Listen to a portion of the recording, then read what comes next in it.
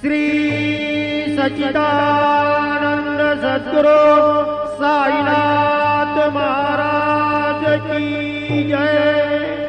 वाळू आरती माझा सद्गुरुनाथा माझा साईनाथा पाचा हे तत्वांचा दीप लाविलाता निर्गुणाची स्थिती कैसे आकाराले बाबा कराले सर्वा घटे भरून उरले काय मागले